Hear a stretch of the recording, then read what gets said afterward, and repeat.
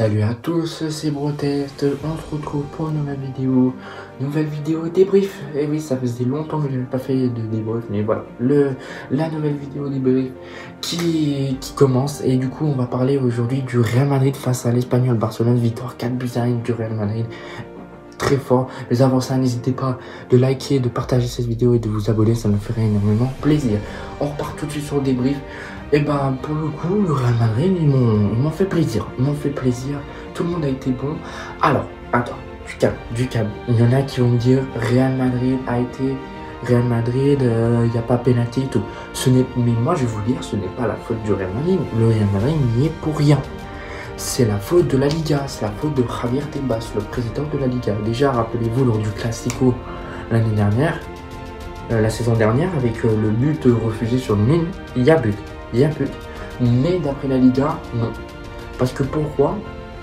Mais nous on veut qu'il y ait la goal line technologie, mais Javier Tebas râle car il dit que ça coûte trop cher et tout comme ça. Voilà, c'est le meilleur moyen pour te faire rapporter de l'argent et pour faire gagner des équipes, quoi. Parce qu'il y a des équipes sans leurs problèmes de VAR et tout, elles seraient éliminées. Elles auraient mis beaucoup de points. Donc du coup, c'est vrai que il y a penalty sur Valverde et il y a penalty sur le joueur. Bon, après Valverde a encore mis un fake. Alors, vraiment, lui, il faut pas. Moi, je veux pas me confronter à lui. Mais c'est vrai qu'il n'y a pas penalty sur Hendrick parce que Hendrick il tombe hors de la surface. Mais d'après la Liga, il y a penalty. Bon, c'est vrai que là, par contre, moi, alors je sais pas s'il a pris le jaune, mais pour moi, il y a faute plus carton jaune. Parce qu'il le tient pendant 1 minute, mec. Hendrick, par contre, wow, il est costaud, parce que vraiment, il tient quand même, le mec, il me chope par le bas du dos, enfin, vraiment, par le bassin et tout, Hendrick, il tombe pas. Il tombe qu'à la fin, du coup, ça fait penalty. Bon, penalty, non, il n'y a pas. Il n'y a pas penalty. Mais écoute, c'est la Liga qui en décide autrement. Nous, c'est vrai que moi, je me serais dit, s'il n'y aurait pas, moi, il y aurait quand même le Real qui aurait gagné, parce que peut-être que s'il y aurait eu le coup franc, peut-être qu'il y aurait eu but, on ne sait pas. Donc voilà, ça se joue sur pas des détails près, mais voilà, ils auraient pu quand même marquer le but s'il y aurait eu le coup franc, c'est possible. Mais voilà, c'est vrai que le Real Madrid a été avantagé par les arbitres, par la Liga, mais ce n'est pas le Real Madrid, il faut arrêter de te dire que c'est la faute du Real. Non, c'est la faute de la Liga. C'est la faute de la Liga, c'est eux qui contrôlent tout, c'est eux qui ont la barre, la goal line, enfin, non, je suis bête, ils ont pas la goal line technologie parce que Javier Tebas ne veut pas. Voilà, il faut pas remettre la faute au Real. Parce qu'en plus, le Real a fait un très bon match. Malheureusement, Courtois met un CSC pour le premier but de l'Espagnol Barcelone, c'est sur un CSC. C'est dommage. C'est dommage. Mais écoutez, ça arrive, hein. Et après, vraiment, là, cette fois, Vinicius, Bellingham, Rodrigo, Mbappé, ça a super bien marché. Peut-être Arda Güler que j'ai pas vu du tout. Arda Güler qui, pour moi, a été un peu transparent. Mais pour le coup, Vinicius, Mbappé, Rodrigo, Bellingham, ça promet quelque chose. Et moi, je préviens l'Europe.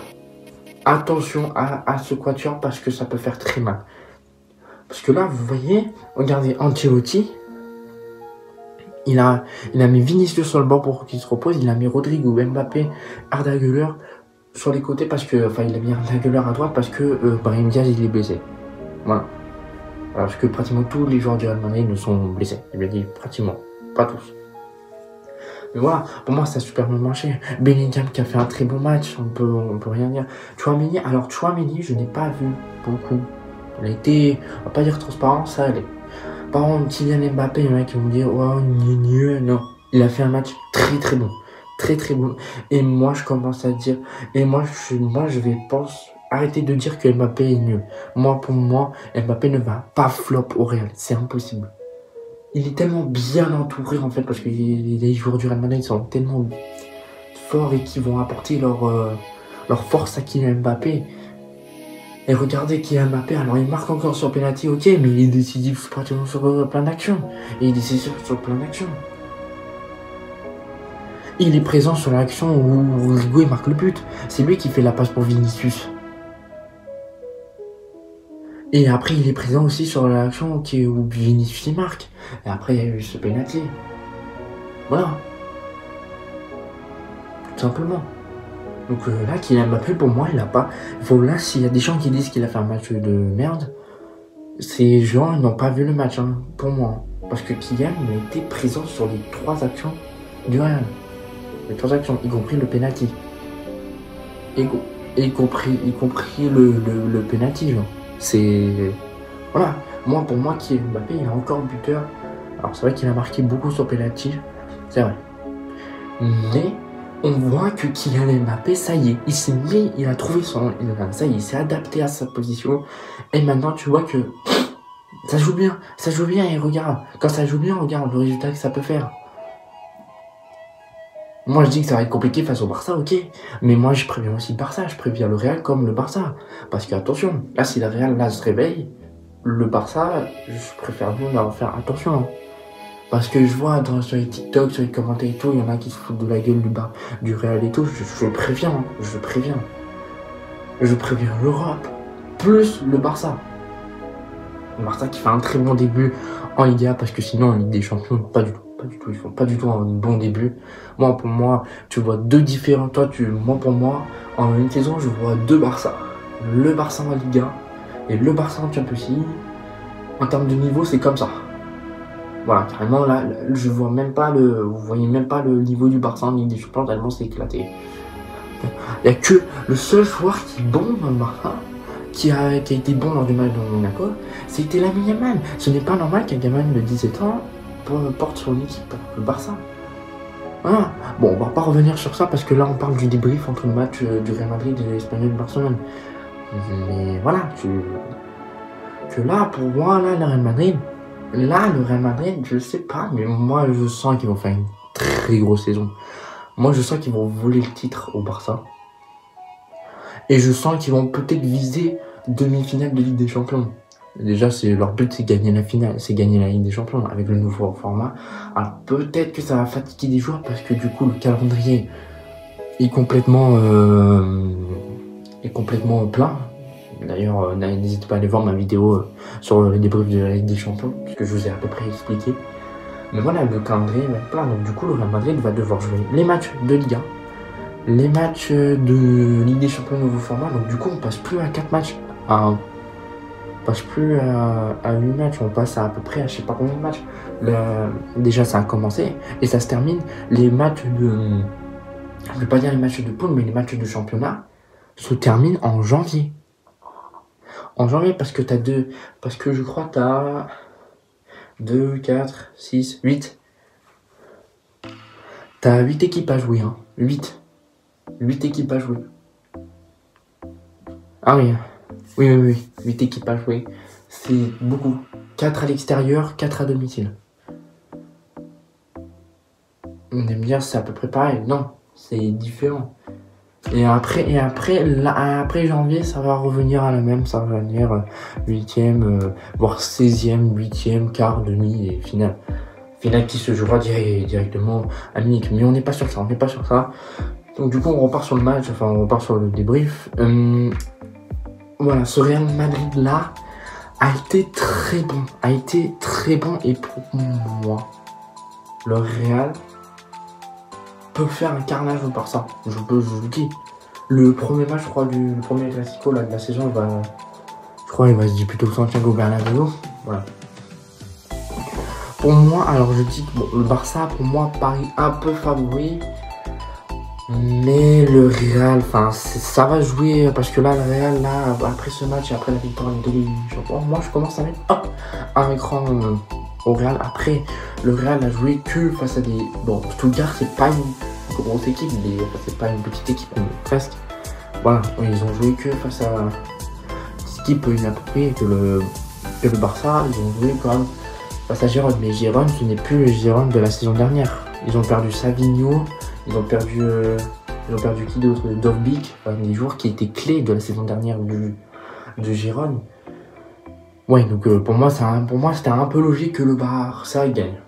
Et au vu du début de saison, moi, même en tant que supporter du Real Madrid, je trouve que le Barça fait un excellent début de saison en Liga. Parce que si je compte la Ligue des Champions, pour l'instant, c'est 0. Mais du coup, ce Real Madrid-là, fait plutôt un bon. Ça commence à devenir moyen. Avant c'était pas bon, maintenant c'est moyen. C'est une victoire de 4 buts à 1 qui permet au Real Madrid déjà des Real Madrid si je ne me trompe pas et deuxième. Mais il reste encore des matchs le demain. Enfin aujourd'hui pardon, parce qu'aujourd'hui on est dimanche, le match du Real s'est disputé hier. Et aujourd'hui le Barça normalement si je ne me trompe pas il joue. Donc voilà. Donc s'ils font match nul, le Barça, le Real a potentiellement peut prendre la première place. Voilà. Voilà, première place. Donc du coup, pour moi, je vais donner mes notes de l'équipe du Real Madrid. On va commencer tout d'abord avec Thibaut Courtois que je vais mettre une note de 5. Parce que si on CSC le pénalise beaucoup. Donc voilà. Ensuite, Militao, moi je vais lui mettre une note de 6. Voilà, il n'a pas fait un match exceptionnel, mais tu voyais que voilà, il a récupéré des ballons. Pas mal. Après, si je me trompe pas, c'est Rudiger. Moyen, c'est bof. Ensuite, Carvajal, mais 7. Mais il est trop fort en fait, ce mec. Il est présent sur l'action de Bellingham, en fait, il est présent de partout, en fait, Carvajal. Et ensuite, Franck Garcia. Et moi, Franck Garcia, je vais lui mettre un 8,5. Et moi, je suis en train de me poser la question, est-ce que c'est utile de prendre Alphonso Davies? Pour moi, je vais être honnête, non. Parce que Ferland Mendy fait très bien son taf. Et Franck Garcia, il fait très bien son taf. Donc pour moi, Alphonso Davies, je pense qu'il faut peut-être abandonner. Alors Trent Alexander-Arnold, moi je suis pour. Parce que Carvajal, il faut une double. Après c'est vrai qu'il y a Lucas Vazquez. Donc, mais c'est très mitigé. Carvajal, lui, il a la trentaine et tout. Enfin voilà. Donc pareil pour Lucas Vazquez, c'est 2 joueurs qui ont la trentaine. Donc voilà, pour moi, il faut peut-être là, pour le coup, prendre Trent Alexander-Arnold. Mais par contre, sur le côté gauche, pour moi, il faut prendre personne. Enfin, tu laisses Ferland Mendy comme Franck Garcia. Et c'est parfait. Ensuite, au milieu de terrain, on a Tchouaméni. Tchouaméni, je lui mettrai une note de 6,5. Voilà, moi, je suis très sympa avec les joueurs. Une bonne note, écoute, c'est une note correcte. Ça veut dire qu'il n'a pas fait un match exceptionnel, mais il a fait un bon match. Voilà, je crois qu'il a dû récupérer des ballons et tout. Voilà. Ça a été très très bon. Ensuite, t'as Valverde. Valverde, lui, il a pris un jaune. Et c'est vrai qu'il est fautif sur l'action. Pour moi, c'est vrai qu'il devait avoir penalty. Mais sinon, il était très bon. Écoute, on n'a pas. Sinon, mais il a été très bon. Donc, je lui mettrai une note de 6. Parce que son carton jaune le pénalise beaucoup. Voilà. Ensuite, Bellingham, moi je vais lui mettre une note de 8, de 9, parce que il est présent sur plein d'actions, il est présent sur l'action de Carvajal, il est présent sur l'action, si je ne me trompe pas, de Rodrigo. Et voilà. Non, donc pour moi, Bellingham, il a fait une note de 8,5 aussi, je vais lui mettre. Et ensuite, tu as Arda Güler, Arda Güler, pour moi, je vais lui mettre une note de... Peut-être que vous allez m'engueuler, mais moi je vais lui mettre une note de 5,5. Ça n'a pas été exceptionnel. Moi j'ai pas vu Arda Güler en fait. Je sais pas si c'est tenté des occasions, je sais même plus, mais voilà, pas été bon. Ensuite, Rodrigo, lui je vais lui mettre une note de 8,5, pareil en fait. Il a été trop fort, il a été très très bon. Et vous voyez là, Rodrigo sur le côté gauche, c'est quelque chose aussi. Rodrigo sur le côté gauche, déjà parce qu'il peut s'excentrer pour m'aider. Déjà parce qu'il peut rentrer dans la surface pour se mettre sur son bon pied, sur son pied droit. Mais voilà, enfin, non, ça reste très bon pour l'instant. Pour moi, Rodrigo, il a fait un excellent match. Il est buteur et il me semble qu'il est passeur ou un truc comme ça. Donc non, Rodrigo, très bon match. Ensuite, t'as Kylian Mbappé. Moi, je vais lui mettre une note de 9. Vous allez me dire, ah, mais tu favorises trop Mbappé, mais il a été présent sur 3 actions du Real. Sur les 3 buts du Real. Sur les 3 des 4 buts du Real. Il a été buteur sur le penalty. Il a été passeur sur Vinicius. Il a participé à l'action où Vinicius fait l'extérieur pour Rodrigo. Donc pour moi, il a fait un match exceptionnel, Mbappé.